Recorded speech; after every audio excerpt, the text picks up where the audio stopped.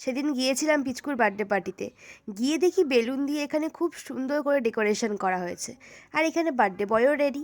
তো আর দেরি না করে কেকটা কাটা হলো।